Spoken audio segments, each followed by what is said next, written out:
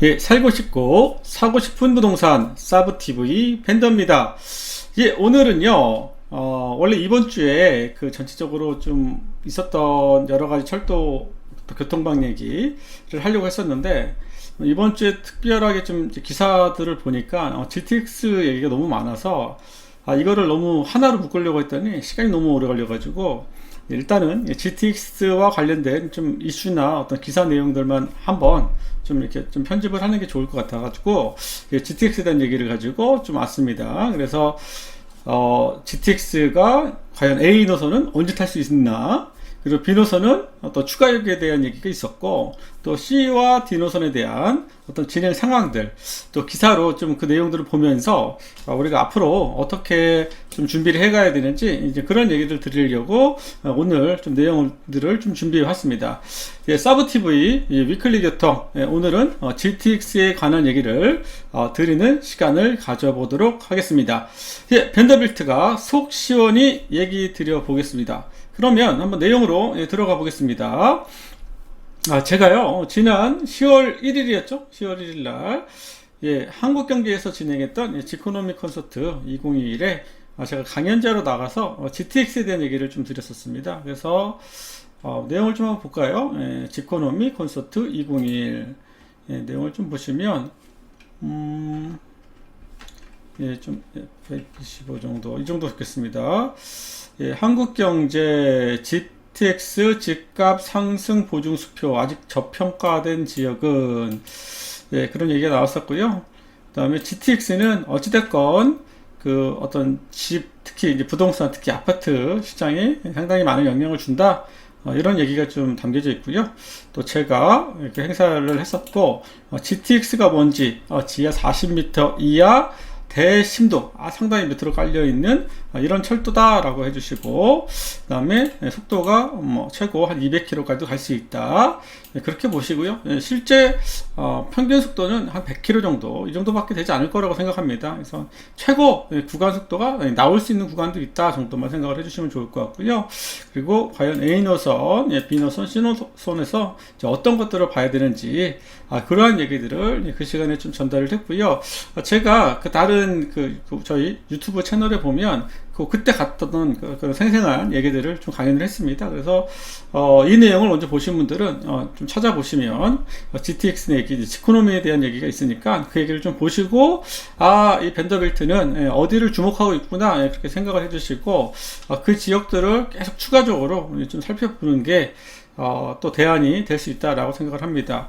또 3기 신도시에 대한 부분들, 또 4차 철도망에 대한 부분들을 또 GTX랑 같이 한번 묶어서 이렇게 같이, 아무래도 어떤 노선의 계획들이나 진행 속도들을 생각해 보면 그냥 이게 단순하게 GTX의 노선이다 라기보다는 이왕이면 또 3기 신도시와 좀 연관이 되고요, 또 이왕이면 4차 국가철도망 안에 들었던 그 안에 있는 그런 얘기들이라면 조금 더 전체적인 사업 속도가 빠를 수 있다라는 얘기를 좀 전해드렸었습니다. 그래서 그 얘기를 좀 이제 제가 전달을 했었고요. 그래서 일단은 전체적으로 이제 그 다른 영상을 좀 참고해 보시면 제가 아주 상세하게 GTX에 대한 얘기를 드러났기 때문에 그 부분을 참고하시면 좋을 것 같고요. 이제 오늘 좀 본격적으로 얘기를 해보겠습니다. 일단은 2021년 10월 5일 날 조선비즈에서 나왔던 GTX A 8월 말 기준 공정률 20%, 2024년 6월 달에 과연 완공이 될 수 있겠느냐, 그 얘기를 기사화 시켰습니다. 그래서 내용들을 좀 보면요, GTX A 노선을 이제 주로 얘기를 하는 거고요. 그 중에 109, 209, 609, 이 09는 A 노선이라고 하면 여기서 운정, 킨텍스, 대곡, 또 창릉은 일단은 여기서 빠져 있고요. 연신내와 서울역, 삼성역까지를 말하고 있습니다. 거기에서 여기가 이제 109, 209, 309, 409, 509, 609 이렇게 공구가 구분되어 있고, 실제로 원래 당초 계획의 목표는 현재 기준상으로 이렇게 돼야 되는데 실제로 그거보다 진행이 조금 더디고 있다, 그런 얘기를 전달해 주고 있습니다. 기사의 내용을 좀 살펴볼까요? 기사의 내용을 좀 살펴보겠습니다. 이게 125 정도가 좋겠네요. GTX A 8월 말 기준 20.6%, 과연 2024년 6월 달에 완공할 수 있겠느냐? 계획 공정률 대비 84%에 불과. 그래서 24년 하반기 또는 2025년 완공 예상하고 국토부는 즉 BTX, BCD 노선을 언제 할 건지 아직 착공에 대한 얘기가 나오지 않았고, 만약에 착공을 하게 된다면 공사 기간은 한 5, 6년 정도 보고 있다. 그런 얘기를 기사에 담고 있고요. A 노선, 특히 파주 운정 구간, 그러니까 운정 삼성 구간, 삼성 운정 구간 공정률이 20.6%에 불과하다. 그래서 원래 목표는 24% 정도였는데 그거에 비하면 80%밖에 되지 않았다. 그 이유가 뭐냐? 뭐 토지 보상, 또 유적 발견, 이런 돌발 변수가 생겼다라고 보는 거고요. 원래 처음에는 2023년을 목표로 했었습니다. 하지만 현재 계획은 2024년 6월로 한 차례 미뤄졌는데 이마저도 쉽지 않을 것 같다라는 얘기입니다.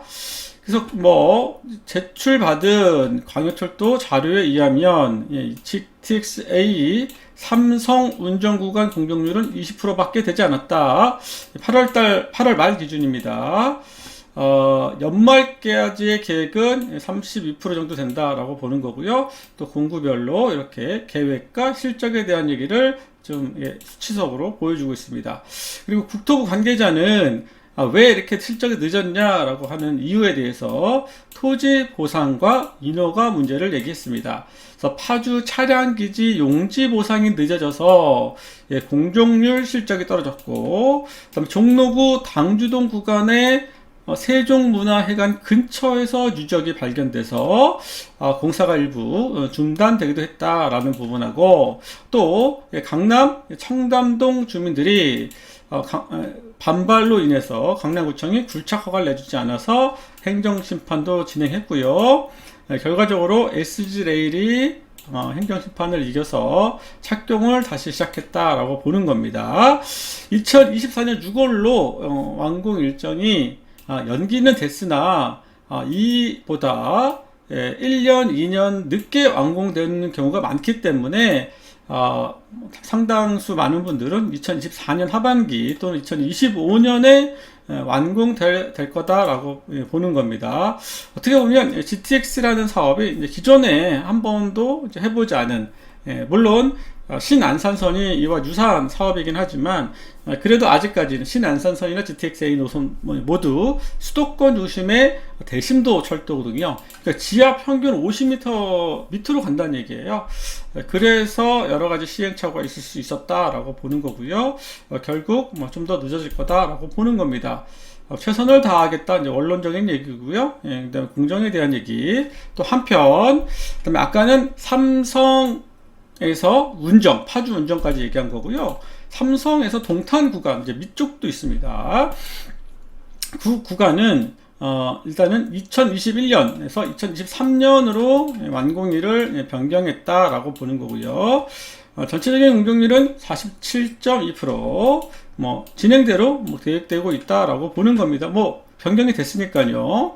진행되고 있다. 그래서 공구별로 좀 차이가 심합니다. 109, 209는 거의 409도 거의 이렇게 되고 있다. 그래서 이 이유는 턴키 계약 유찰. 턴키라 하면 설계와 시공을 같이 한다. 근데 이러한 계획들이 잘 안 됐다. 이런 얘기입니다. 사업 기간이 좀 늘어났고요. 원래 사업비도 맞죠? 1조 3,673억이었는데 상당히 늘어났죠. 거의 6천억 정도? 6천억 정도 증액이 됐다라는 거고요. 내용은 물가 및 지가, 실시 설계 결과에 따른 현장 여건, 터널 공법 변경 이런 것들로 바뀌었다라고 봐주시면 됩니다. 그래서 아까 봤던 파주 운정에서 삼성까지는요 민간 사업으로 진행을 하는 거고요. 그다음에 여기 삼성에서부터 동탄까지는 재정 사업, 국가 예산을 100% 다 진행을 한다라고 봐주시면 되고요. 그다음에 SG레일에서 이 전체 구간 파주 운정 삼성 구간부터 동탄까지 이렇게 운행은 다 관리는 한다라고 봐주시면 됩니다. 그래서 공사는 민간 사업, 그 다음에 재정 사업으로 따로따로 이렇게 사업비가 투입되고요. 하지만 이거에 대한 운영은 SG레일이 한꺼번에 다 운영을 한다라고 봐주시면 된다. 그래서 BTO 사업으로 진행하고 있다라고 봐주시면 되고요. 또 그에 더불어서 B와 C, D에 대한 얘기를 좀 끄집었습니다. 그게 이제 기사 내용이라고 봐주시면 좋겠고요. 이 내용을 보면서 제가 드는 얘기를 좀 더 설명을 좀 드려보도록 하겠습니다. 과연 언제 될까라고 했을 때 제가 일단 먼저 놓고 보면요. 일단은 포인트 옵션을 형광펜을 칠하고 일단 여기에 참고로 일단 창능력에 대한 얘기는 일단은 본 사업 노선과는 또 별개로 진행된다라고 생각을 해주시면 되고요. 아까 말했던 삼성에 대한 게 이제 주요 중심이잖아요. 그래서 여기는 민간 사업으로, 그다음에 여기는 재정 사업으로 이제 국가 예산으로 한다는 얘기입니다. 그렇게 진행을 하고 있다라고 봐주시면 되고, 아까 말한 기사에 대한 공정률은 여기서부터 여기까지 공정에 대한 얘기를 한 겁니다.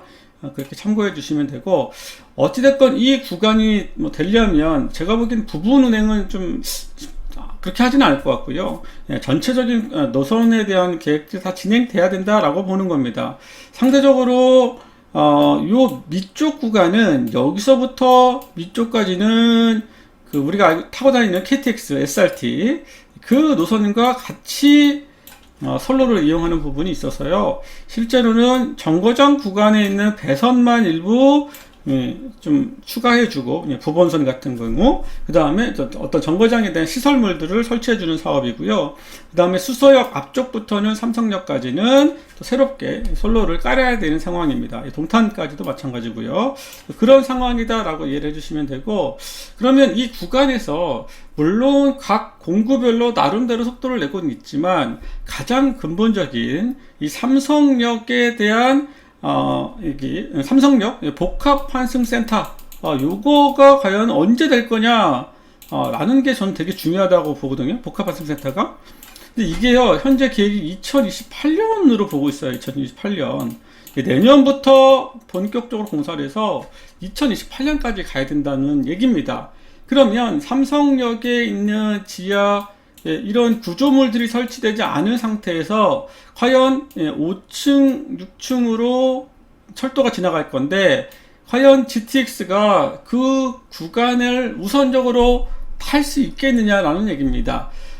일단은요, 이 구조물 설치하는 거는 일단은 이제 굴착이 들어가서 이제 파기 들어가시기 시작하면 일단은 구조물을 얹힐 상황일 거고요. 얹히다 보면은 우선적으로 이 구조물을 얹혀 갈 수 있습니다.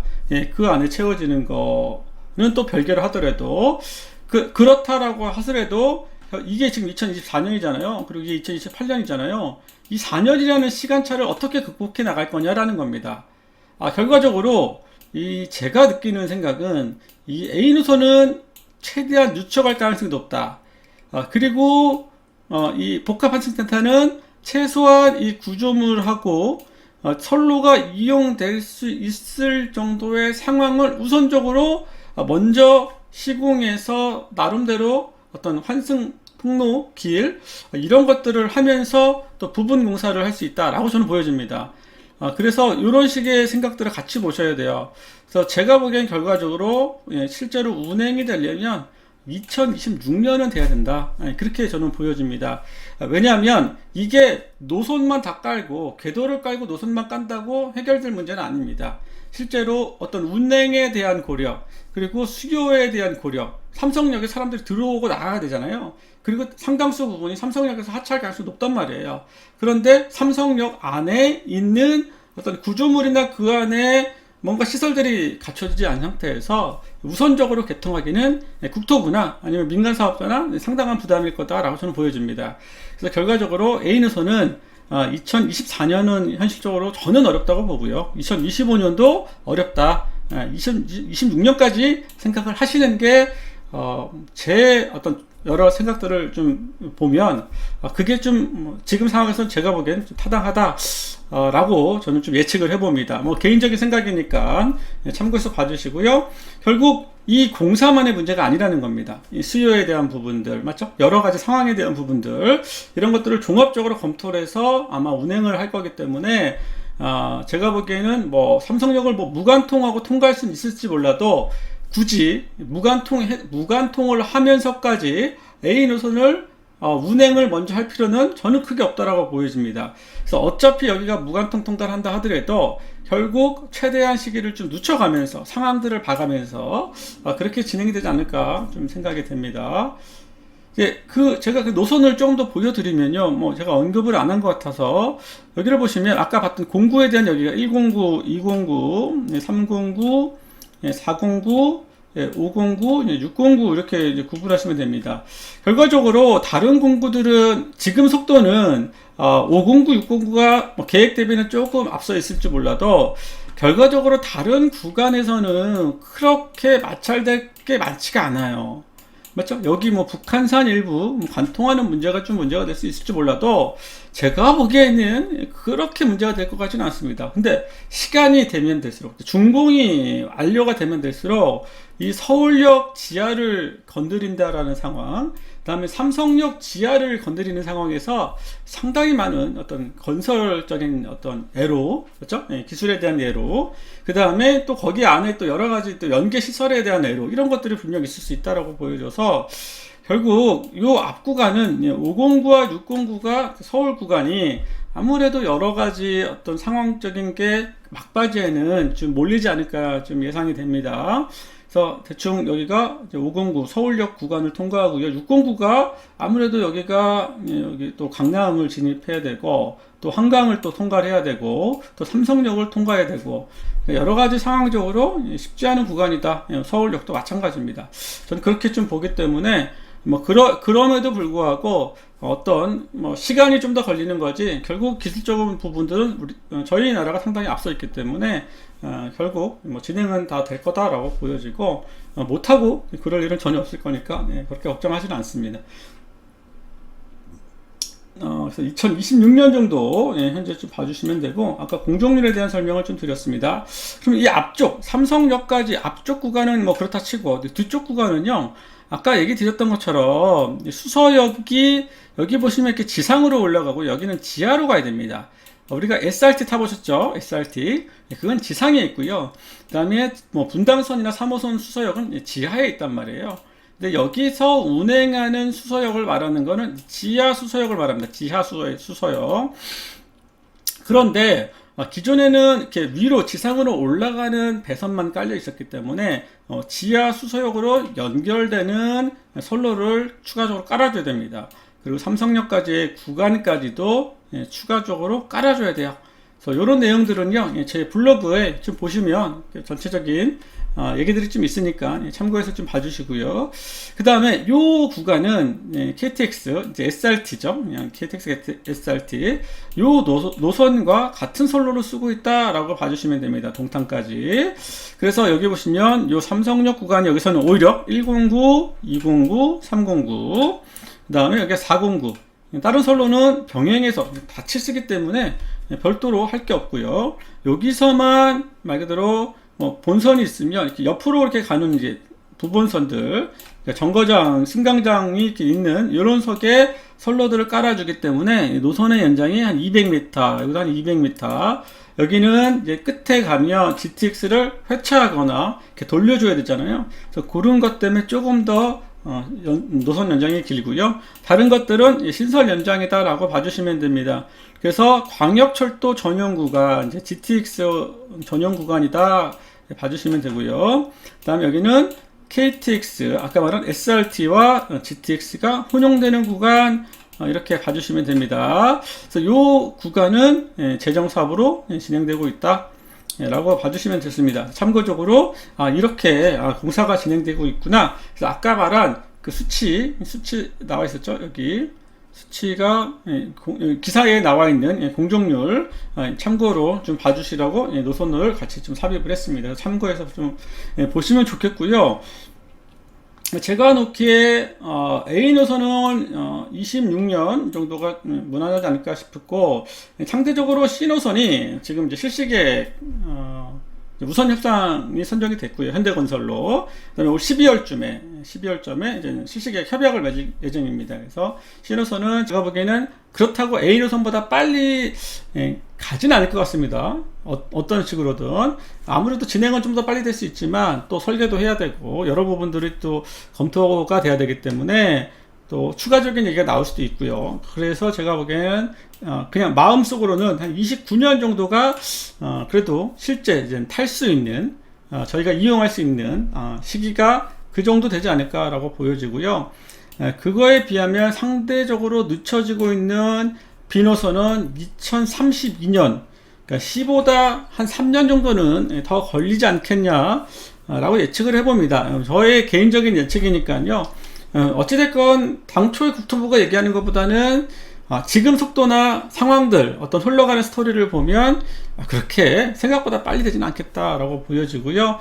또 상대적으로 보면 뒤로서는 2035년까지 상당히 어떻게 보면은 이게 시간이 제가 보기엔 7, 8년이나 시간이 길면 길고요.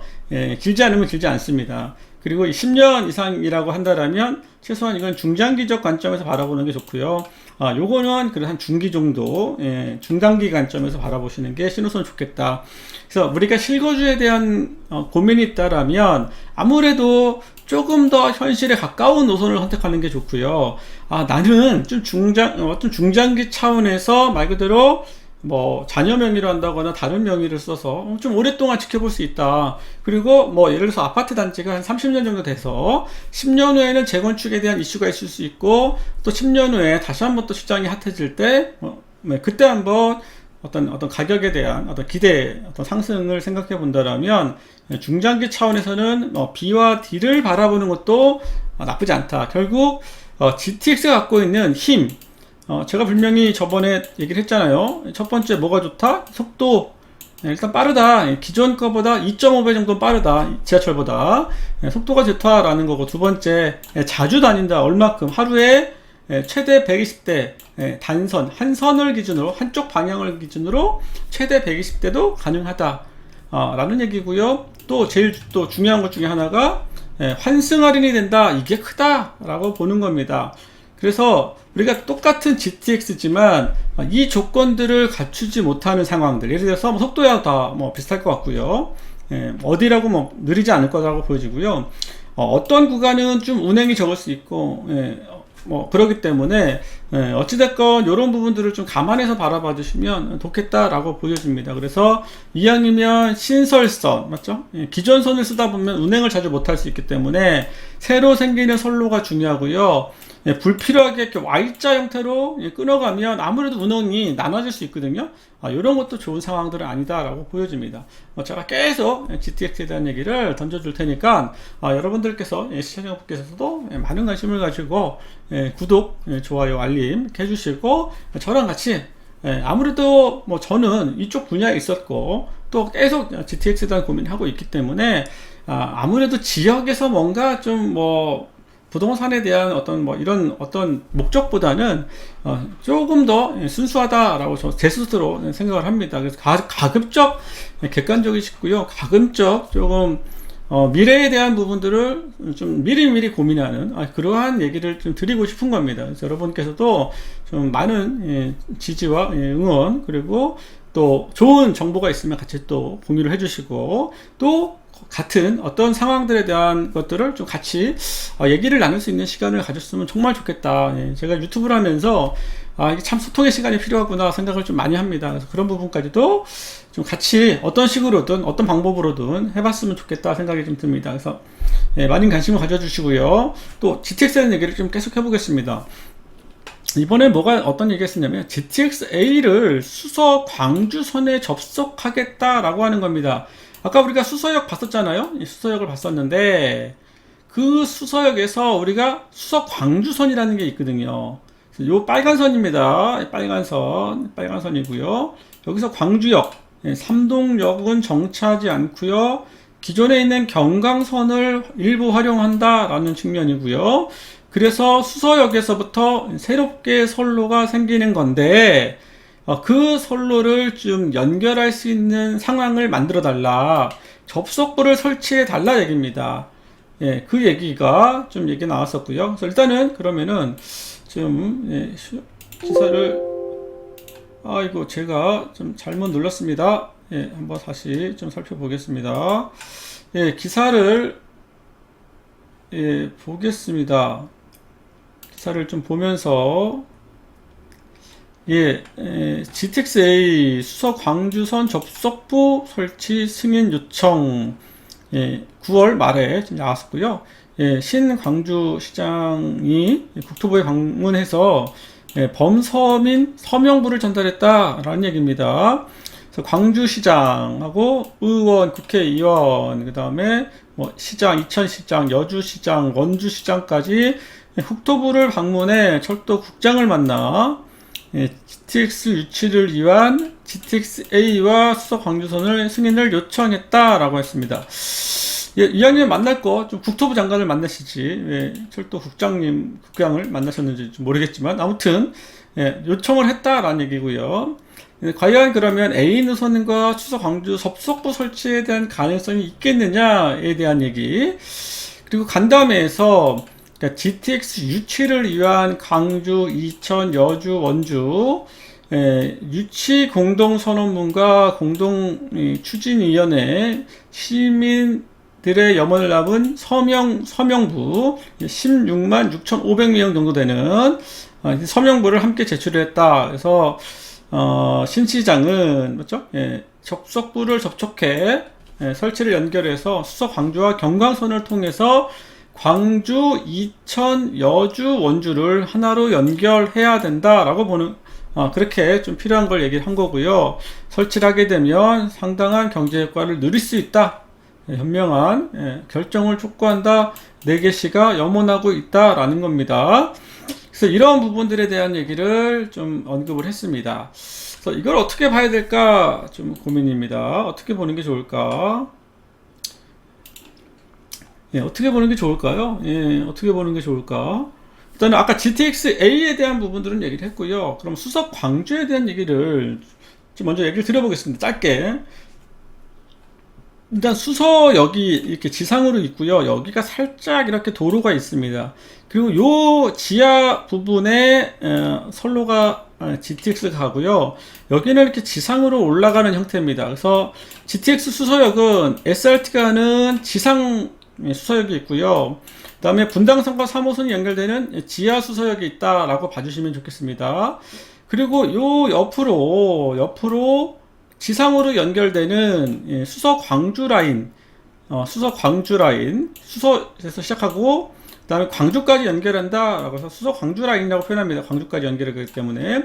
그럼 수서 광주 라인을 통하면 뭐 요 구간만 가는 겁니까? 그렇지는 않죠. 그렇지 않다는 얘기입니다. 그럼 수서 광주 연결하면 어떻게 되는 건가요? 라고 물어봤을 때 일단은 부산을 간다는 얘기입니다. 부산을 가는데 부산 부전역을 가겠다라는 얘기입니다.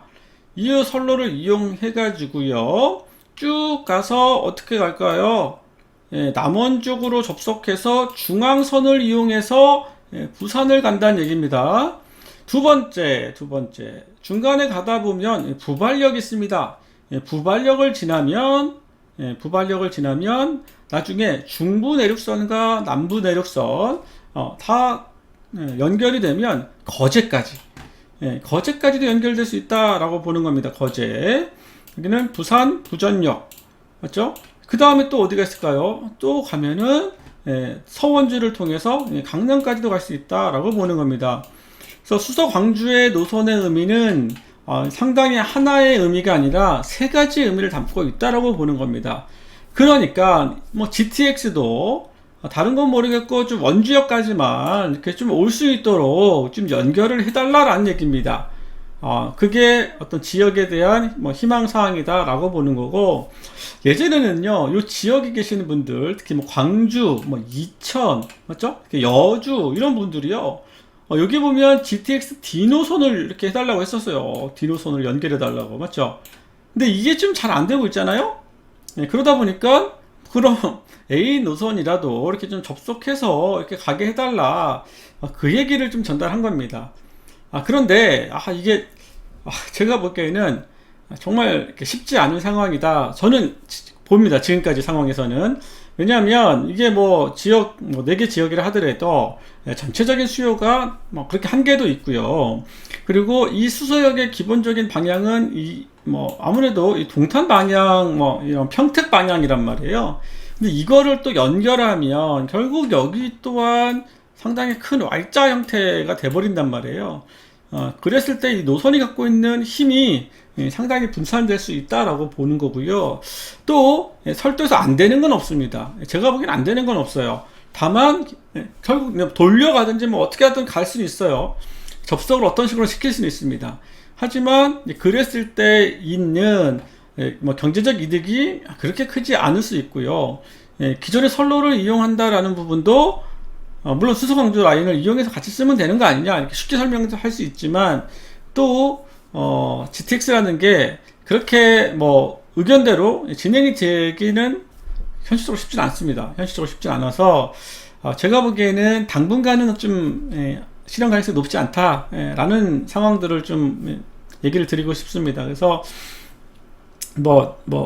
좀 시간 좀 지켜봐야 됩니다. 이게 과연 어떻게 될 건지는 뭐 정치적 상황에 따라서 얼마든지 뭐 바뀔 수 있는 거기 때문에 지켜봐야 되지만 제가 뭐 지금까지 봐왔던 이런 여러 가지 정치적 상황들을 좀 고려해 보면 결코 이 부분이 쉽지 않고요. 오히려 차라리 이 수소 광주 이 라인이라도 상당히 좀 빨리 됐으면 하는 바람이 저는 우선적으로 큽니다.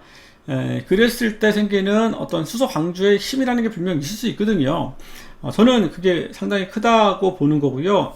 뭐 물론 정치적인 입장에서는 뭐 얘기할 수 있어요. 얘기할 수 있지만 그 부분에 대한 현실적인 부분은 그렇게 결코 쉬운 일은 아니다. 현재까지로는 좀 보여집니다. 그래서 좀 이 부분에 대한 얘기가 나와서 또 뭐 어떤 기대나 희망을 가지신 분이 있다라면 저는 아직은 그렇게 실현 가능성이 높지 않기 때문에 그런 부분까지는 조금 너무 염두에 두고 접근을 하지 않았으면 좋겠다. 하지만 그냥 이 수소 광주 라인만으로도 충분한 의미가 있다라고 좀 생각은 합니다. 그래서 그렇지 않으면 이 경광선을 통해서 뭐 이렇게 우회로 이동하는 방법이 아주 현실적인 얘기다라고 좀 보여지고요.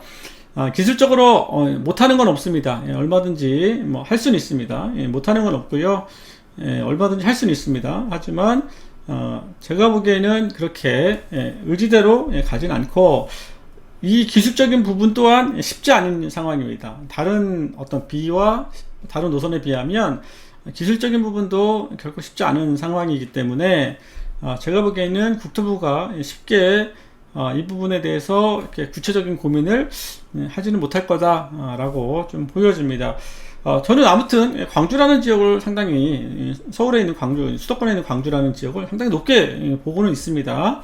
다만 이 부분보다는 오히려 나중에 D노선을 연계한 이러한 상황들 그게 조금 더 오히려 더 희망적인 거 아닐까라고 좀 조심스럽게 좀 얘기를 좀 드려봅니다. 뭐 아무튼 뭐 제가 무슨 얘기를 꺼내면 이거에 대해서 뭐 지역에 계신 분들은 워낙 또 민감하게 반응을 하시기 때문에 늘 조심스럽습니다. 그렇다고 제가 또 할 얘기를 다 못하면 또 그럼 뭐 다 좋은 얘기만 하는 거 아니냐 그런 얘기를 들을 수 있기 때문에 그런 부분들을 좀 염두에 둬서 그냥 제 생각들을 얘기하는 겁니다. 그래서 너무 좀 이렇게 확대 해석을 하시거나 확대 얘기를 하지 않으셨으면 좋겠고 제 생각은 오히려 D노선과의 연계 가능성이 좀 더 나중에 당장은 안 될 것 같고요. 그 희망에 대한 부분들은 있다라고 좀 생각을 하고 말이 싫었지 이렇게 선로 깔려 있다고 뭐 선로가 막 다 연결돼 있다고 도로처럼 이렇게 막 IC처럼 막 흔들어 갈 수는 없다. 철도는 특성상 그렇게 흔들어 가진 않는다라고 생각을 합니다. 그래서 그런 부분들은 여러분들께서 좀 잘 판단을 해주시면 좋겠다라고 좀 보여집니다. 예.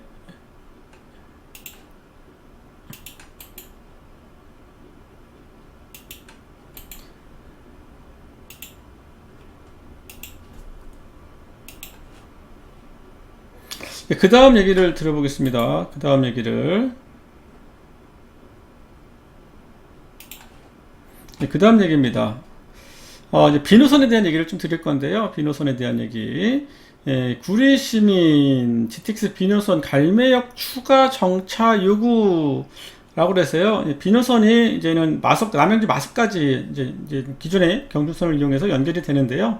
그 중에 이제 최근에 작년 하반기부터 올해 또 태릉 CC로 또 어떤 3기 신도시에서 추가적인 어떤 공급에 대한 부분들이 얘기가 나오면서 태릉 CC 부지에 대한 언급이 나오고, 그래서 그거와 갈매 역세권 지구, 또 갈매 지구, 또 이게 또 별내역까지 이렇게 연결이 되면서 이제 구리시에 특히 이제 그 지역에 계신 분들은 여기 뭐 태릉 CC도 있고 뭐 다 지금 하나, 두 개, 뭐 세 개까지 이렇게 연결되는 나름대로 이제 큰 단지가 됐으니까 여기에 또 GTX 여기 좀 다니면 그래도 이용하시는 분이나 지역에 계신 분들 좋지 않겠냐라고 해서 구리시와 그 지역에 계신 분들이 갈매역을 좀 추가로 역을 설치해달라 이제 그 얘기를 좀 던졌습니다. 그래서 그 얘기를 좀 보면요.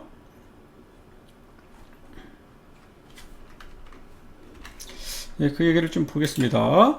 그래서 구리시가 비노선에 갈매역 정차를 기본 계획을 두고 반영을 해달라라고 이제 얘기를 했습니다. 이제 기본 계획 고시를 앞두고 뭐 곧 고시를 할 것 같긴 한데요. 앞두고 정책 반영을 해달라라고 본 겁니다.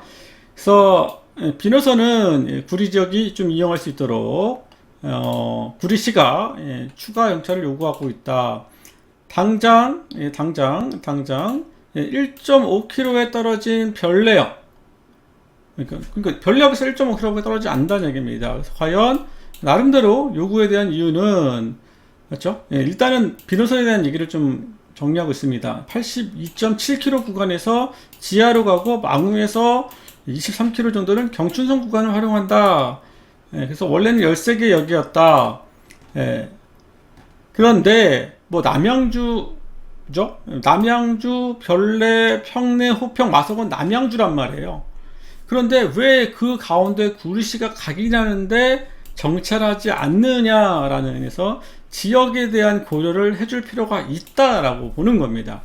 지역에 대한 고려를 해줄 필요가 있다. 그리고 갈매지구 일대는 도로망이 포화가 됐고, 그 다음에 1만호 이상의 대규모 택지 개발을 앞두고 있기 때문에 택지 개발을 할 거고, 맞죠? 또 그러면은 지역 주민들은 또 과연 뭘 해줄 수 있느냐, 이제 그 얘기를 좀 던지는 겁니다. 그래서 니네가 추가적으로 가뜩이나 교통이 지금 불편하고 또 출퇴근 시간이 많이 막힌다라고 했을 때 그런 부분들을 더 추가 공급하면 더 막힐 건데 그런 부분에 대한 해결을 좀 해줘야 되는 거 아니냐, 그런 얘기를 드리는 겁니다. 그래서 갈매지구나 아니면 그 주변에 있는 분들은 그렇다면 GTX가 지나고 있는데 갈매지구에 역을 세워주는 것도 어떻게 보면 크게 무리는 아니다라고 뭐 주장을 하는 겁니다.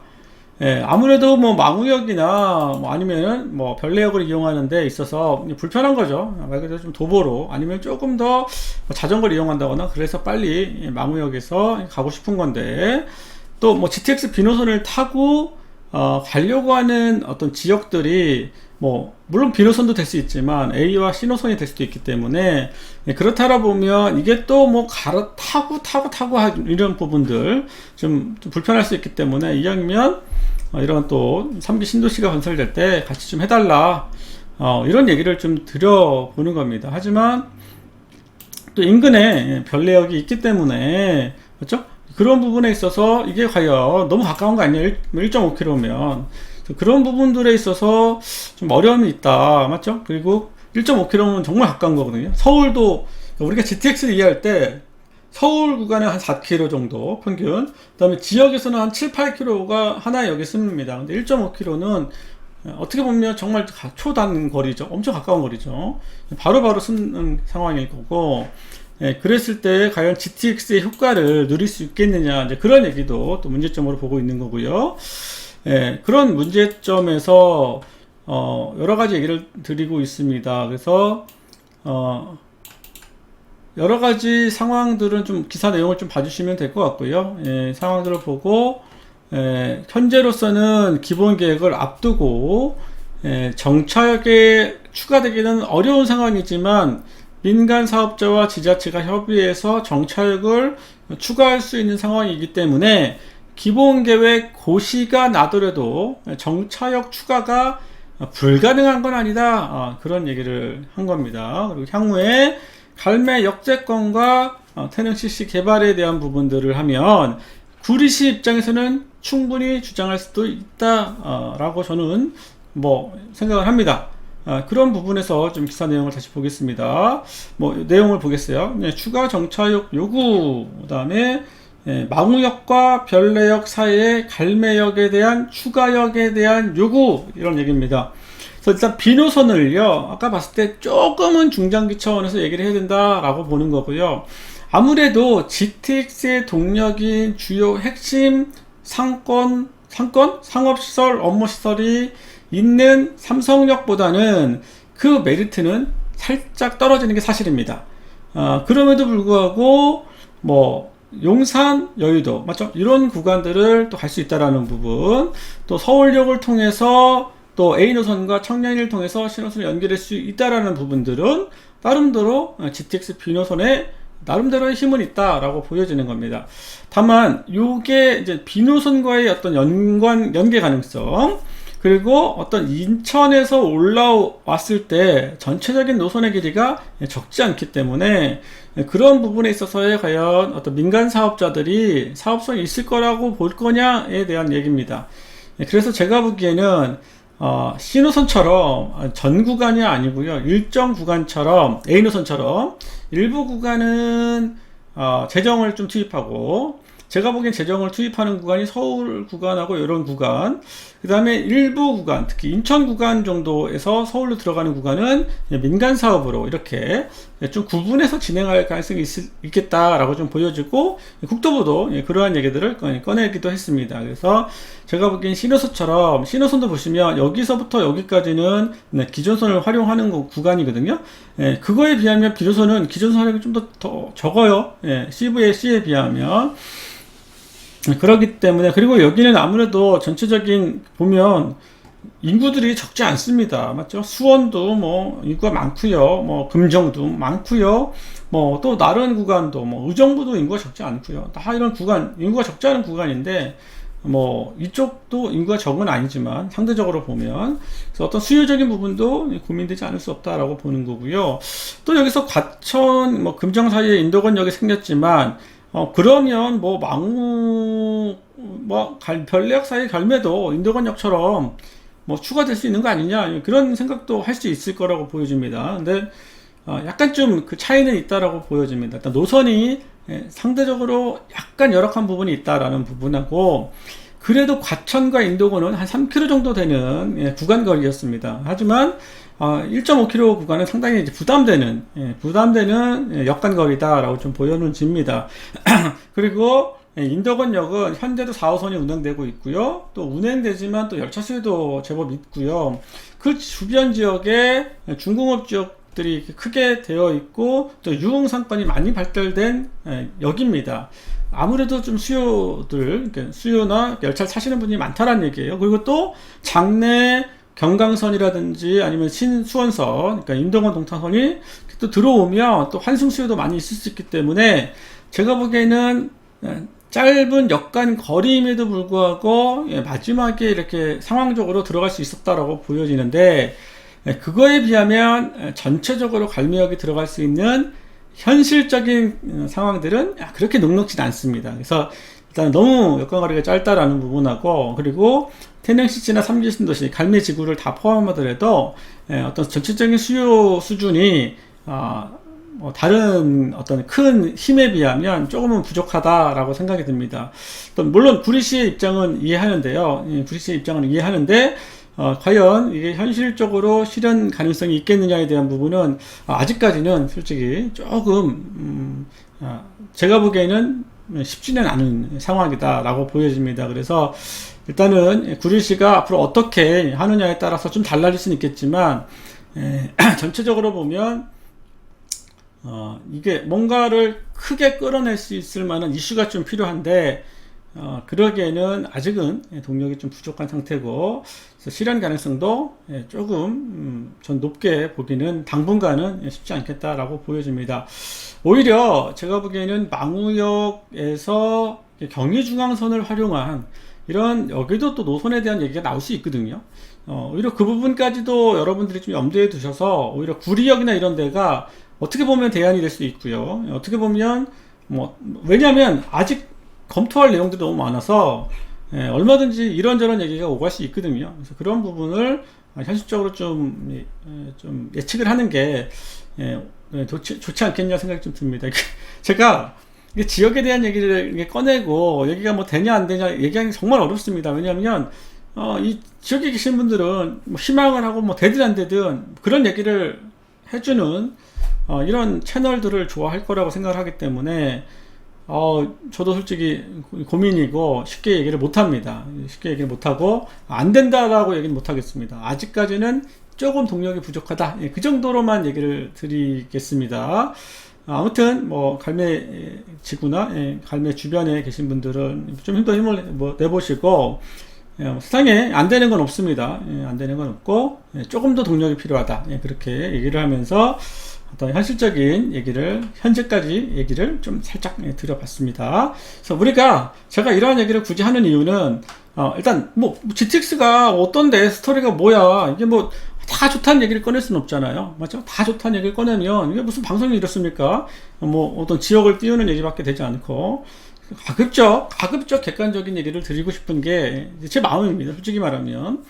다만 그거에 대해서 얼마나 조금 더 세게 얘기하느냐, 좀 뭐 덜 얘기하느냐, 그 정도의 느낌이기 때문에 또 보고요. 또 어떤 상황들이 주어진다라면 뭐 저는 기꺼이 또 그 상황에 맞게 얘기를 드려보도록 하겠습니다. 그래서 또 좋은 이슈가 있거나 어떤 좋은 희망적인 얘기가 있다라면 얼마든지 희망을 가지고 얘기를 드리겠다라는 얘기고, 다만 이 방송을 보시는 분들은 어떤 GTX라는 게 뭔지를 조금 분명히 이해하시고 이 노선이 어디서부터 어디까지 가는지, 어떤 얘기 생기는지, 그럼 언제 되는 건지, 언제 탈 수 있는 건지, 어떤 의미가 있는 건지를 좀 알고 계셨으면 좋겠다. 그리고 왜 그럼 GTX가 좋은 건지도 알고 계셨으면 좋겠고, 그러면 실거주든 뭐 나중에 뭐 투자를 하시든 왜 우리가 GTX를 계속 눈여겨봐야 되는 부분들 생각하지 않을 수 없다라는 얘기입니다.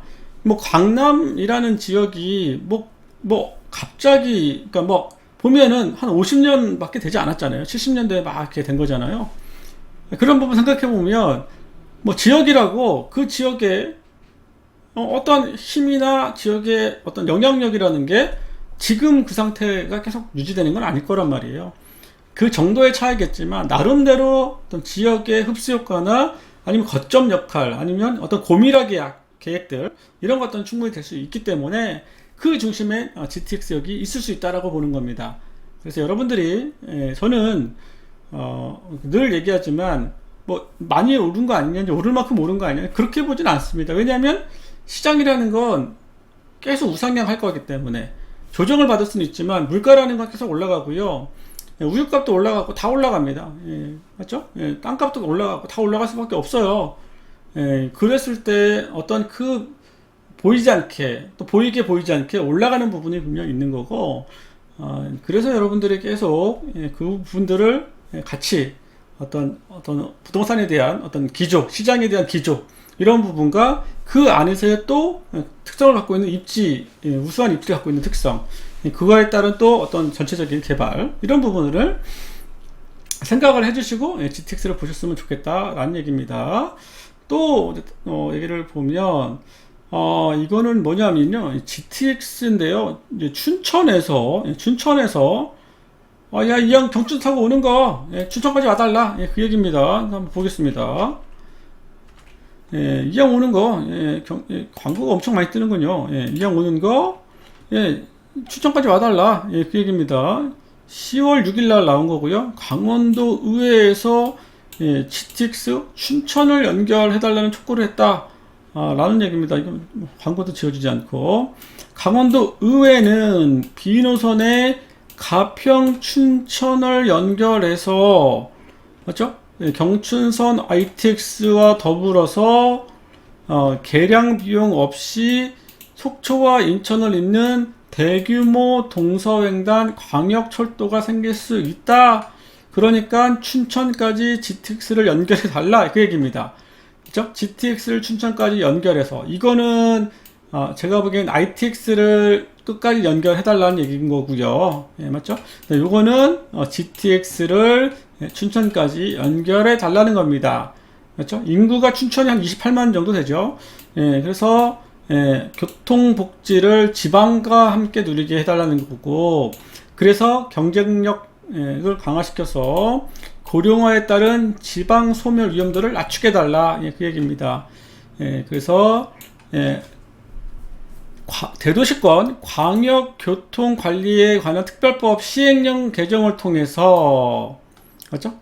비노선을 춘천까지 연결해 줄 것을 강력히 촉구한다 라는 거고요.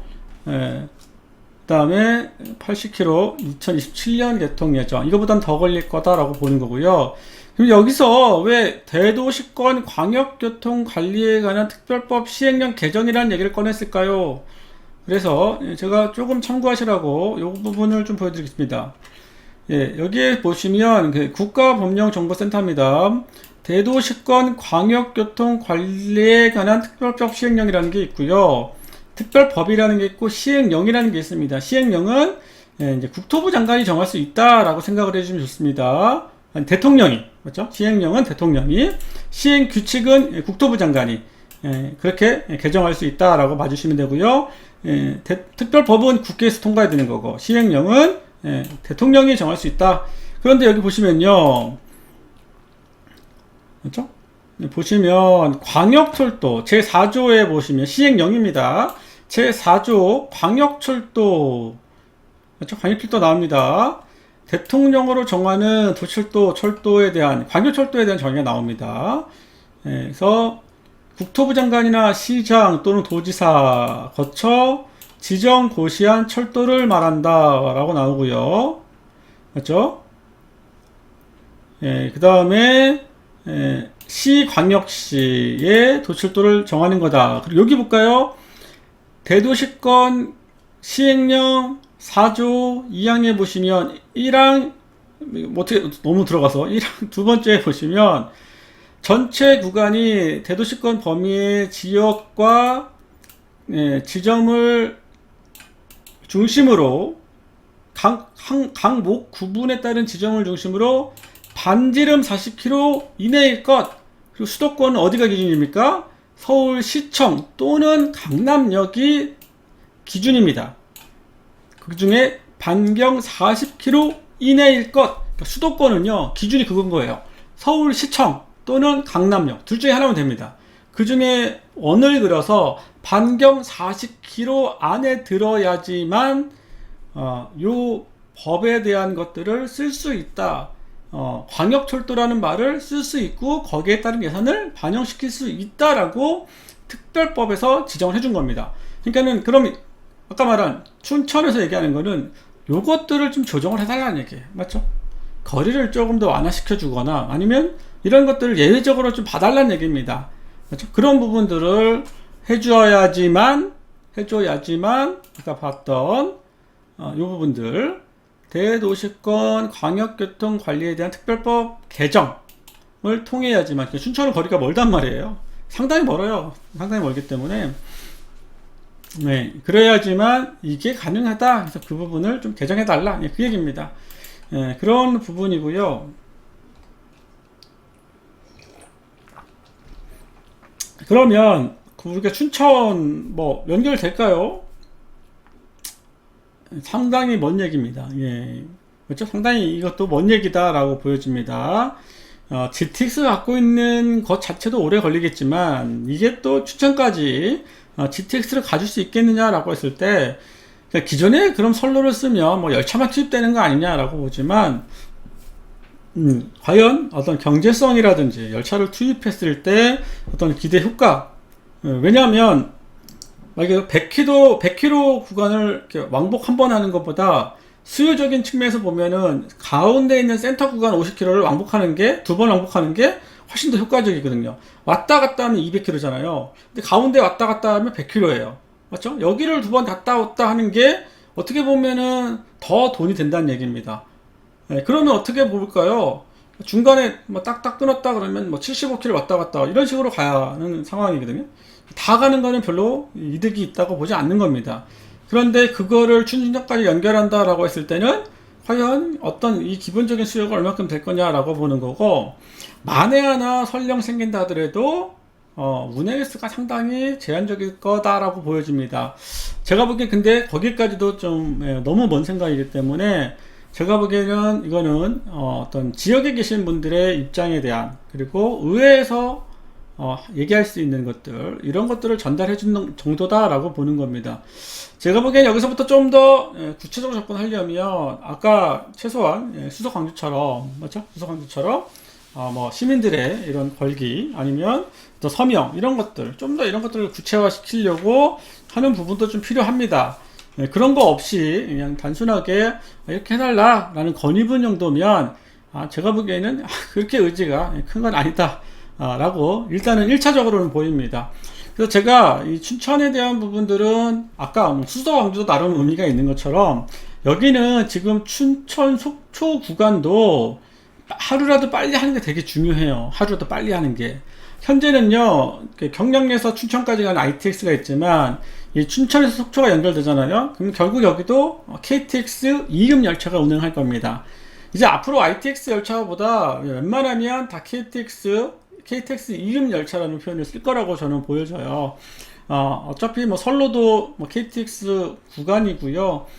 예전에는 ITX라는 표현을 썼지만 그거보다 KTX가 요금을 더 많이 받을 수도 있고, 속도도 더 뭐 속도야 뭐 열차가 조금 더 고속화되는 그런 열차를 쓸 거기 때문에 결국 여기도 KTX 2급 열차가 투입될 거라고 보여지고요. 그러기 위해서는 우리가 예전에 원주강릉이라는 노선이 그 스토리를 생각을 해보면, 여기 원주강릉 현재 다니고 있잖아요. 그걸 생각해 보면 원주강릉이 그래도 힘을 받았던 건 동계올림픽을 열어서 힘을 받았단 말이에요. 근데 춘천 속초는 제가 보기에는 이 경제성을 따지면 상당히 수혜적인 부분에 있어서는 곤란합니다. 인구가 화천군, 뭐 양구군, 뭐 인제군, 뭐 속초 다 이렇게 인구가 많지가 않은 구간이에요. 그래서 상당히 경제성을 따지기는 어려운 구간이다. 그렇게 생각을 하기 때문에 이게 뭐 예산만 넉넉하다라면 뭐든지 못 넣겠습니까? 하지만 제가 보건대 지금 그 철도 예산이, 특히 정부에 있는 그 건설 예산이 매년 5조 원 정도밖에 되지 않아요. 뭐 다른 것 뭐 이것저것 다 합치면 뭐 상당히 많은 돈이 될 겁니다. 뭐 10조 원 정도, 뭐 그 이상은 아니겠지만 그 정도까지 될 수 있는데, 단순하게 정부가 투입할 수 있는 예산은 5조 원 조금 더 넘는 정도라고 생각하거든요. 그러면 기존의 수도권 중심에 있는 뭐 경강선, 뭐 신수원선 이런 것들 하고 기존에 투입된 다른 뭐 여러 가지 계획들에 대한 비용들을 지출하려면 이 춘천 속초에 건설비가 투입되는 것 또한 쉬운 일은 아니다라고 봅니다. 그래서 뭐 마음은 뭐 비노선에 대한 얘기를 뭐 얘기할 수 있겠지만, 제가 보기에는 춘천 속초가 하루라도 좀 빨리 개통이 돼서, 공사가 돼야겠죠. 공사도 안 되고 개통할 수는 없으니까 하루라도 빨리 좀 공사가 돼서 좀 운행이 되고, 그러면 뭐 GTX에 대한 얘기는 그 이후에 또 좀 아주 중장기 차원에서 또 꺼내도 되지 않을까 생각이 듭니다. 아무튼 서울에서 보면 이 속초 가는데 만약에 이 노선이 깔린다고 했을 때는, 물론 뭐 그냥 자가용으로 가지고도 뭐 2시간 아니면 뭐 2시간 반 3시간 뭐 서울에 따라 다르니까 해도 가지만, 제가 보기에는 열차 수요, 특히 주말 수요는 있을 수 있다라고 보거든요. 충분하게 요즘에 뭐 소카라든지 이런 그런 렌트도 잘 돼 있고 하다 보면, 특히 젊은 친구들이나 조금 이렇게 이런 것들을 좀 경제적인 상황들이 안 되는 분들이나, 아니면 요즘 또 젊은 친구가 워낙 이렇게 빨라가지고 그런 부분들을 이용할 수 있겠다 생각이 듭니다. 그래서 저는 이 춘천 속초에 대한 노선의 힘이라는 게 분명히 있을 수 있거든요. 그래서 그런 부분들을 저는 이 춘천에 대한 기사가 나오면서 이 부분에 대한 희망을 좀 더 가져보고 있습니다. 그래서 물론 춘천은 서울로 오고 싶은 마음이 더 강하겠죠. 춘천시 입장에서 보면. 근데 강원도 입장에서 바라보면 하나라도 연결을 더 해주는 게 그래도 전체 강원도 도민 상황에서는 좋을 수 있기 때문에 이 부분에 대해서 조금 더 힘있게 추진을 해서 하루라도 빨리 좀 건설되기 위해서 노력하실 필요가 있지 않겠냐 생각이 좀 듭니다. 그래서 우리가 좀 이 춘천 속초에 대한 부분을 보면 이제 뭐 설계 중에 있고요. 이게 지금 단선이란 말이에요. 단선. 여기까지 복선인데 단선 계획이고, 그러니까 그만큼 장래 수요도 없다라고 보는 겁니다. 단선이라고 보는 거고, 결국 여기는 지역적 한계가 분명히 있기 때문에 분명 역 주변에는 뭔가 좀 개발이 있을 거라고 생각이 들지만, 우리가 원주강릉을 예컨대 생각보다 주변에 많은 어떤 시설들이 들어와 있지는 않습니다. 현재. 그래서 뭐 일부 강릉이나 아니면 여기 맞죠? 동계올림픽 열린 이런 역 주변들은 그래도 좀 많이 바뀌었지만 다른 역들은 그렇게 역 주변에 많은 변화가 있지는 않다. 그래서 제가 보기에는 이제는 좀 도시에 대한 부분들도 또 아무리 이렇게 땅이 좀 이렇게 넓게 펼쳐 있더라도 이런 역 중심의 뭔가 좀 그 뭐 압축 도시, 약간 좀 임팩트 있는 도시, 그래서 좀 뭐 좀 브랜드, 뭐 아무리 지역이라 해도 뭐 지역에도 좋은 아파트 들어올 수 있는 거잖아요. 역 중심에 뭔가 좀 많은 어떤 도시 개발들이 이루어진다라면 저는 그래도 어떤 지역의 힘이 상당히 많이 커질 거라고 보여집니다. 물론 또 그에 따른 어떤 구도심에 대한 어떤 쇠퇴들이 있는데 뭐 그 부분은 뭐 그렇다 하더라도 결국 우리가 미래 도시를 걱정하지 않을 수 없기 때문에 좀 아무래도 노선과 신설 노선과 또 거기에 대한 역 주변의 변화들 이런 것들을 좀 많이 좀 기대를 해봅니다. 그래서 저는 뭐 춘천에 대한 뭐 GTX에 대한 희망보다 하루라도 빨리 춘천 속초에 대한 이런 좀 빨리 연결되는 이런 희망을 좀 가져보면서 이 기사를 좀 정리해 보고자 합니다. 그 다음에 또 이제 신호선을 가보겠습니다. 신호선 이제 무슨 얘기가 있었냐면 신호선 병점역 영장 청사진 나왔다. 이제 봐보겠습니다. 기사를. 병점역 연장 나왔다. 그래서 1호선 활용 사업비 부담 낮추고 서울 도심에 획기적인 개선이 필요하다라고 보는 겁니다. 그래서 신호선에서 수원에서 1호선을 이용해서 병점까지 연장을 해달라. 화성시 지역이 화성시죠. 화성시에서 그러한 요구를 한 거고, 그래서 그런 것들에 대한 효과를 검토하기 용역을 착수했다라고 얘기를 한 겁니다. 그래서 화성시장은 맞죠? 현재 중인 병점 복합타운, 태안, 그 다음에 최근에 진안지구를 발표합니다. 그래서 병점역 일대의 어떤 교통 수요가 상당히 증가할 거다. 맞죠? 여기 새로운 사업지구들이 이제 되면서 수요가 늘어날 거기 때문에 그러려면 신호선의 병점역 연장이 필요하다라고 보는 겁니다. 그래서 여기는 수원역에서 7.3km 구간, 그러니까 말 그대로 아까 제가 얘기했잖아요. 지역은 7, 8km. 그 정도 구간이어서 역을 하나 정도 설치해도 적당한 거리다라고 좀 보고 있는 거고요. 그랬을 때 지역에 대한 어떤 전체적인 신도시 수요를 생각해 보면 꼭 필요한 얘기다라고 보는 거고, 그래서 내년 2월까지 용역을 검토해 볼 거니까 그리고 어떤 게 가장 좋은 방법인지 도출을 해 보겠다라는 얘기입니다. 그래서 병점역에 대한 어떤 이런 얘기들을 좀 준축으로 얘기를 꺼내 봅니다. 그런 얘기가 또 기사화 됐었습니다.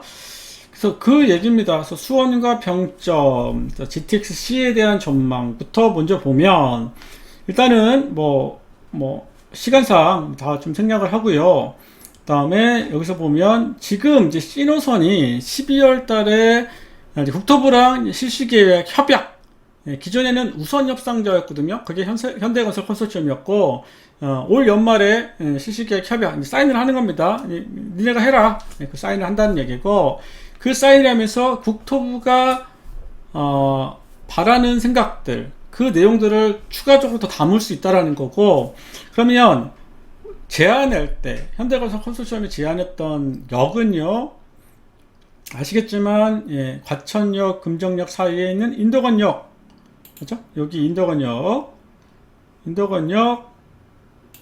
여기에 인도건역을 하나 설치하기로 했고요.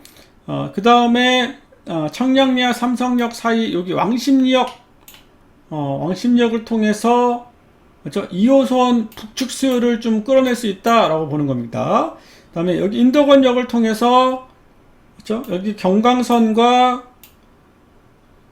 경강선과 그 다음에 여기서부터 여기까지 이어지는 그죠? 신수원선, 인도건 동탄선 수요를 감안했을 때 인도건역도 필요하다라고 수요적인 의미에서 찾아본 거고요.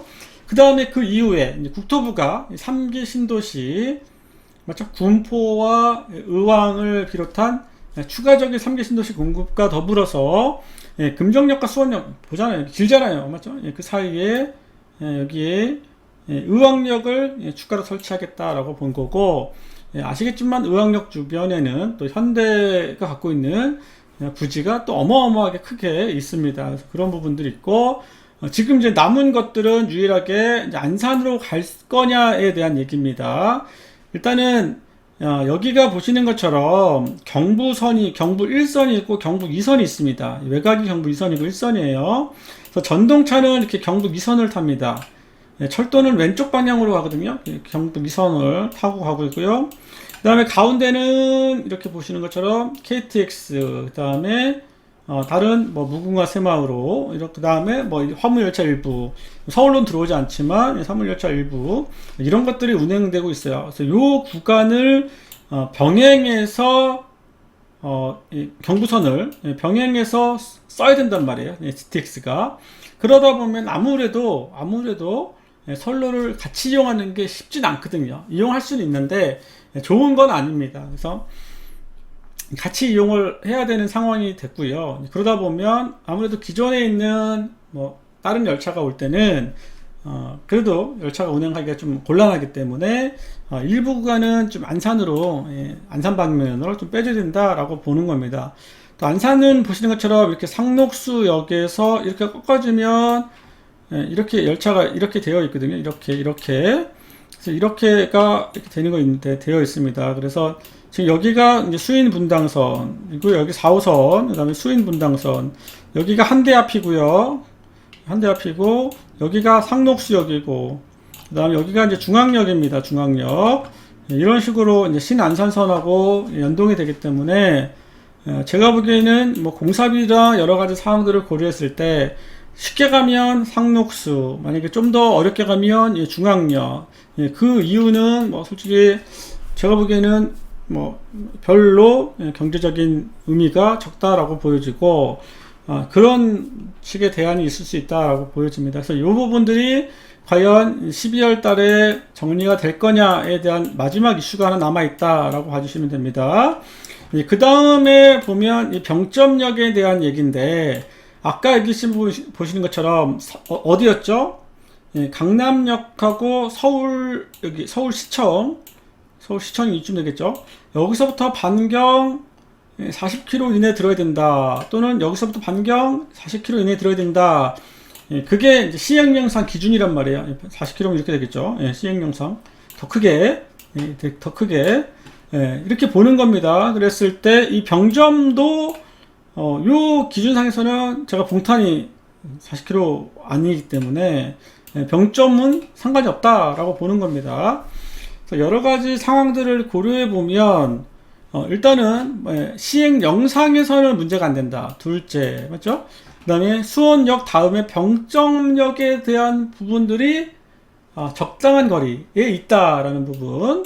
그 다음에 주변에 여러 가지 신도시가 추가 공급이 가능하다라는 부분들이 제가 보기에는 병점역에 대한 어떤 가능성을 조금 더 높게 볼 수 있다라고 보는 겁니다. 그래서 저는 병점 연장 가능성을 일단 높게는 보겠습니다. 다만 요거를 이번 12월 달에 넣기에는 부담이다 라는 부분입니다. 12월 달에 넣기에는 부담이다. 아무래도 일단은 지금 이슈라고 하는 것들은 우선적으로 검토됐던 요 정도가 다거든요. 그 이외에는 추가적으로 운행이 되면서 진행이 되거나 또는 운행이 되면서 장내 어떤 계획에 대한 부분들 이런 부분들로 끌어낼 가능성이 높기 때문에 가능성은 제가 보기에는 있으나 시기적으로는 어떻게 보면 한 타임 끊어가지 않겠냐라고 생각을 합니다. 그래서 왜 좋게 봤는지에 대한 상황들 그리고 어떤 시기에 대한 상황들 그런 부분을 좀 같이 넣고 봐주시고요. 놓고 봐주시고, 제가 보기에는, 이 신호선은,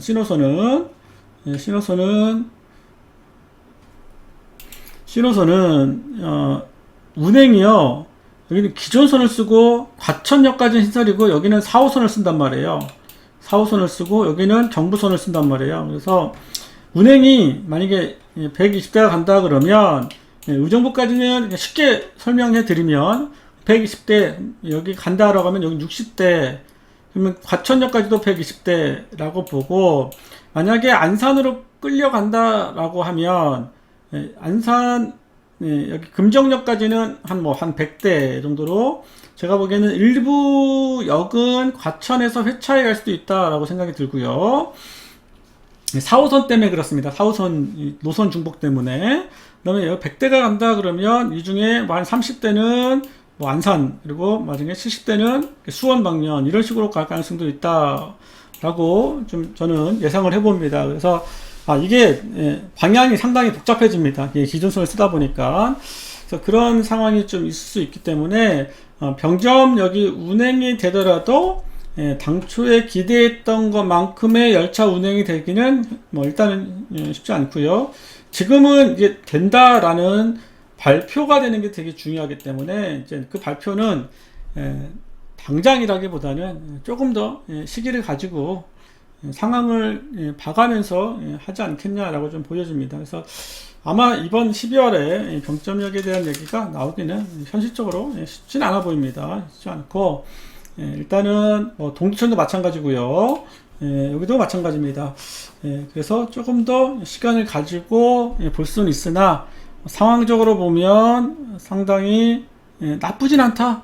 나쁘진 않고 시기에 대한 문제일 수 있다. 그런 예상을 좀 해봅니다. 그래서 한번 지켜봅시다. 병점은 상대적으로 유리한 거예요. 다른 내려가면 내려갈수록 이제 거리가 일단 있기 때문에 아까 말한 여기 강남역 40km 이 부분에 있어서 재표 가느냐 못 가느냐 그런 차이가 좀 있을 수 있습니다.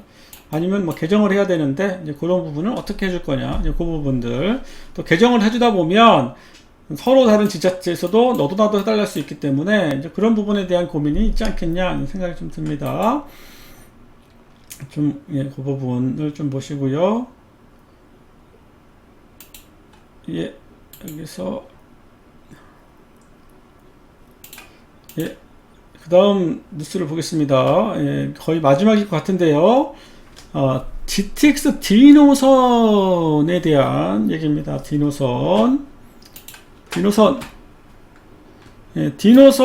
남양주까지 연결되나, 맞죠? 그러면서 또 나옵니다, 기사가. 그리고 현재 D노선에 대한 것들, 장기역에서 부천 종합운동장까지 연결되는 거를 보여줬고요. D노선은 민간 투자 방식으로 적용한다라는 부분. 그 다음에 남양주까지 운행이 되는데, 이번에 지금 발표할 때 용산까지 가는 거를 우선적으로 발표했습니다. 그런데 용산까지가 아니라 남양주까지 D노선이 가면 어떠냐, 이제 그런 검토를 해보겠다는 얘기고요. 최근에 그 사전 타당성 조사를 발주했다라고 합니다. 그래서 일단은 예타가 시작이 돼도 오래 걸리는데 사전 타당성 조사를 한다라는 건 이제 더 오래 걸리는 사업이다.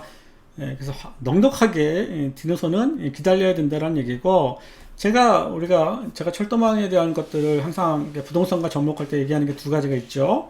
이게 전체적으로 어떤 스토리와 어떤 시간적인 흐름으로 지금 가고 있고, 뭔가 지금 상황은 어떤 상황까지 왔는지를 알고 있는 게 되게 중요하다라는 부분이, 저는 철도나 역세권을 투자하는데 좀 알아야 될 내용이다라고 생각하는 거고요. 두 번째는 이슈에 대한 부분입니다. 맞죠? 이슈.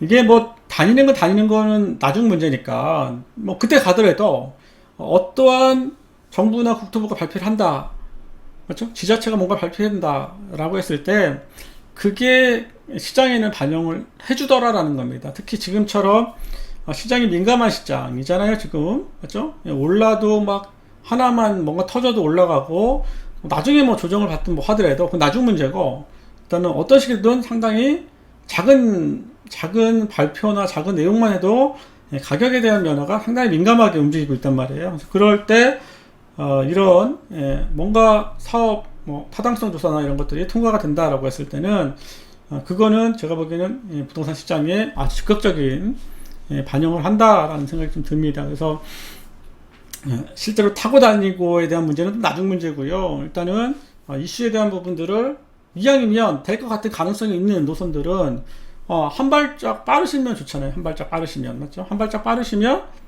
뭐 되면 더 좋은 거고, 안 되더라도 뭔가 좀 기다릴 수 있는 시간이 있고요. 그리고 발표가 되고 들어갔다라는 건 이미 다른 분들 들어가실 때, 그리고 난 다음에 들어가는 거는 아무래도 좀 늦겠죠. 뭐가 되더라도.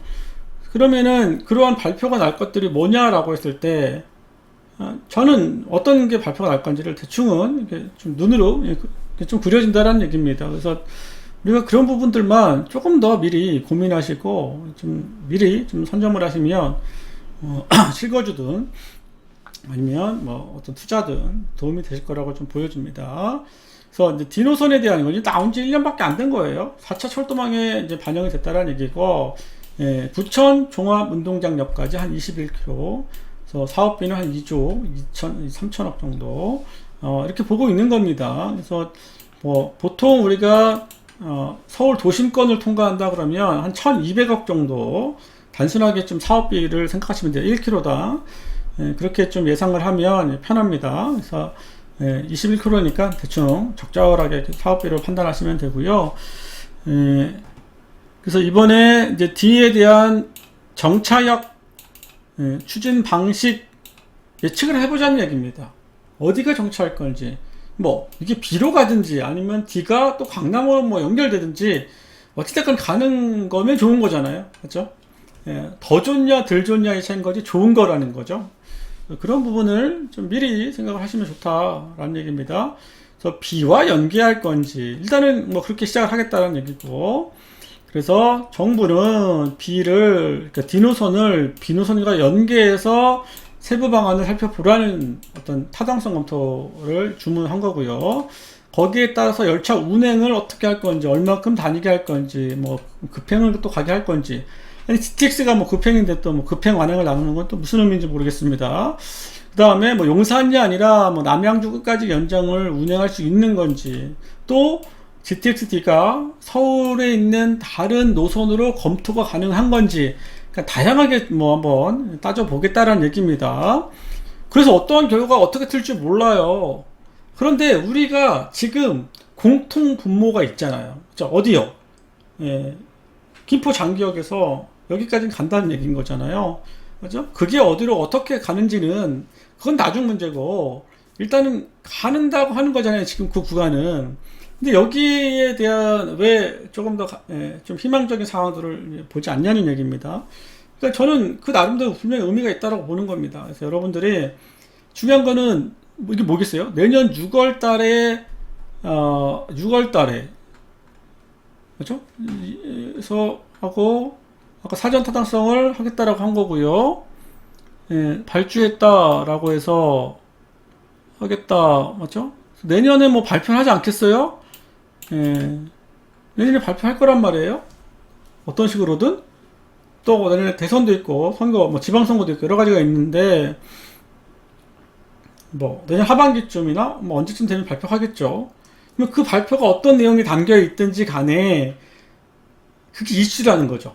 발표가 이슈라는 겁니다. 그게 언제 다니고 그건 나중 문제고, 발표 자체가 이슈이기 때문에 지금 예상할 수 있는 것들, 지금 준비할 수 있는 것들은 미리 준비하시는 게 좋은 거죠.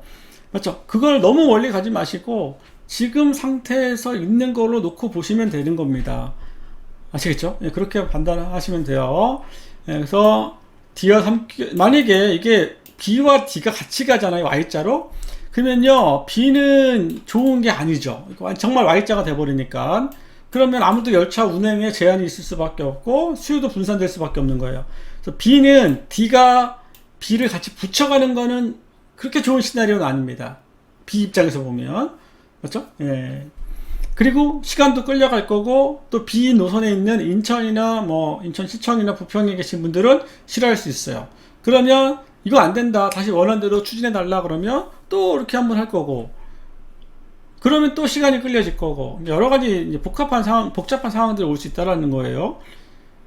뭐 그거는 또 그거대로 보고, 일단은 D는 D 나름대로 보라는 얘기입니다. 인천공항철도, 도시철도의 환승 방안, 장기역 얘기해 준 거죠. 계약력 얘기해 준 거죠. 왜 거기서 답을 찾아내면 되는 거잖아요. 답을.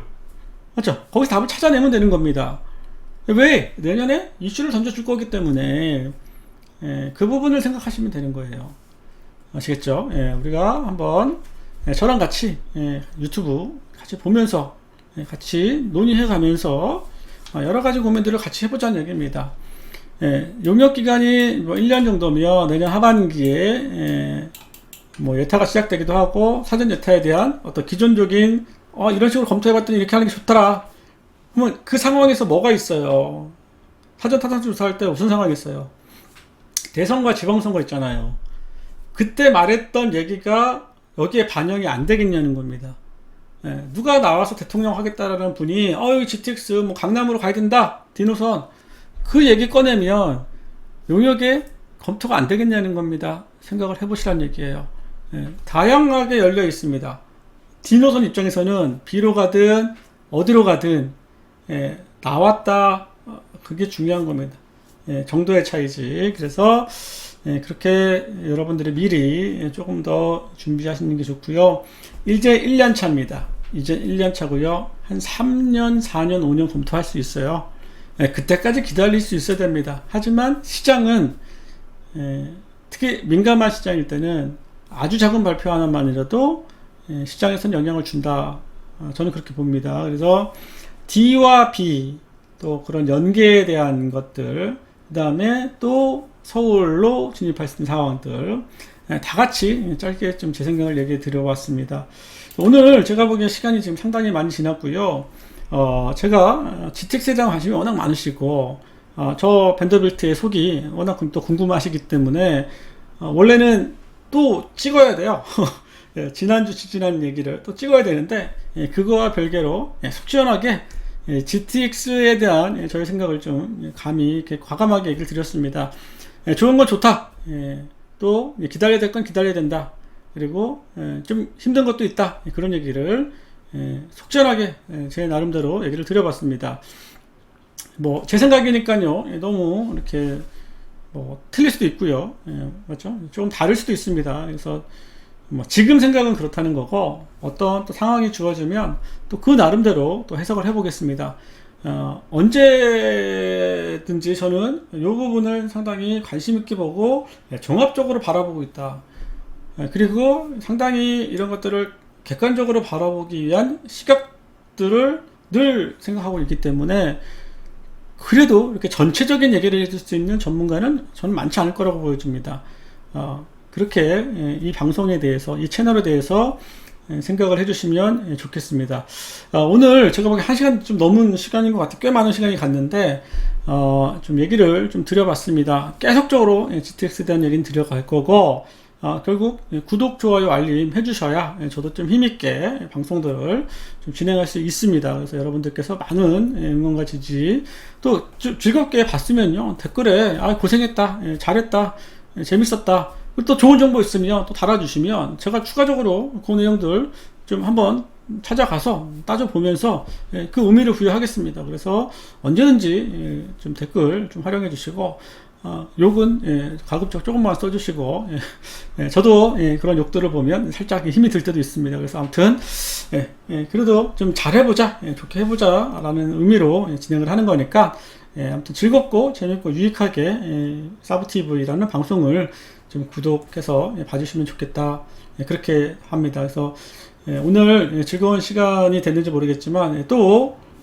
바로 또 방송이 올라갈 겁니다. 그래서 아무튼 좋은 시간 되시고요. 또 다시 인사드리겠습니다. 오늘 역세권 전문가, 교통 전문가 밴더빌트가 GTX에 대한 얘기를 드렸습니다. 감사합니다.